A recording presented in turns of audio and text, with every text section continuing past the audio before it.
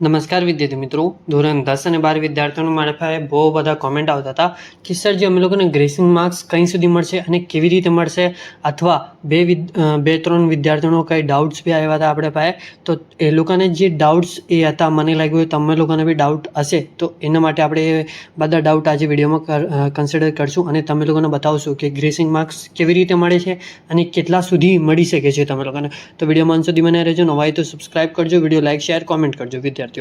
જેવી રીતે વિદ્યાર્થીઓ, હવે તમે લોકોને ખ્યાલ હશે કે ગ્રેસિંગ માર્ક્સ શા માટે મળશે આપણને. જે તમે લોકો પેપરમાં 1-2 માર્ક્સથી ફેલ થાવ છો વિદ્યાર્થીઓ, એના માટે તમે લોકોને ગ્રેસિંગ માર્ક્સ આપીને પાસ કરવામાં આવશે વિદ્યાર્થીઓ. આ તો તમે લોકોને બી ખબર હશે વિદ્યાર્થીઓ.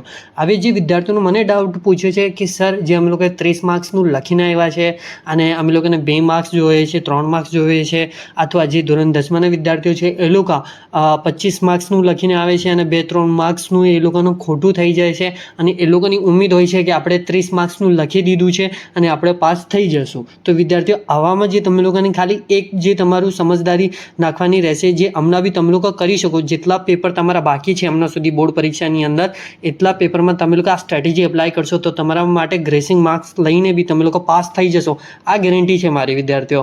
હવે વિદ્યાર્થીઓ, તમે લોકોને ગ્રેસિંગ માર્ક્સ કેવી રીતે મળી શકે છે? જો વિદ્યાર્થીઓ, આપણે MCQમાં તો કટ ટુ કટ જે તમારું ખોટું સાચું હોય તો એવી રીતે તમે લોકોને માર્ક્સ મળતા હોય. આપણા 1 માર્ક્સ, 2 માર્ક્સ અને 3 માર્ક્સના જે છે વિદ્યાર્થીઓ, એમાં આપણે ગ્રેસિંગ માર્ક્સ વધારે નહીં લઈ શકતા.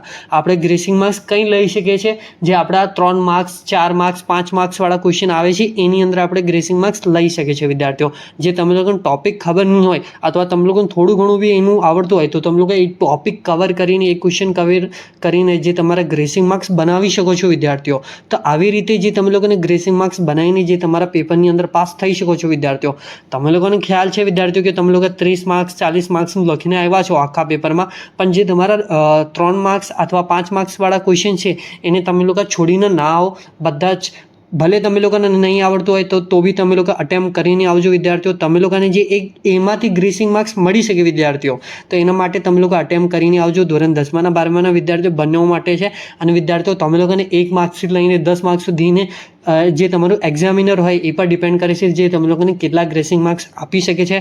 આપણાની અંદર તો જોવામાં 6 માર્ક્સ, 7 માર્ક્સ સુધી બી વિદ્યાર્થીઓને અને 10 માર્ક્સ બી સુધી મળ્યો છે ગ્રેસિંગ માર્ક્સની અંદર. તો વિદ્યાર્થીઓ, તમે લોકો એવી રીતે સ્ટ્રેટેજી લઈને ચાલજો અને એવી રીતે જ તમારું પ્લાનિંગ કરજો. અને પ્લીઝ આપણું ચેનલ સબસ્ક્રાઇબ કરજો, વિડીયો લાઇક શેર કોમેન્ટ કરજો અને બીજા વિદ્યાર્થીઓમાં શેર કરતા રહેજો. અને થેન્ક યુ ફોર વોચિંગ.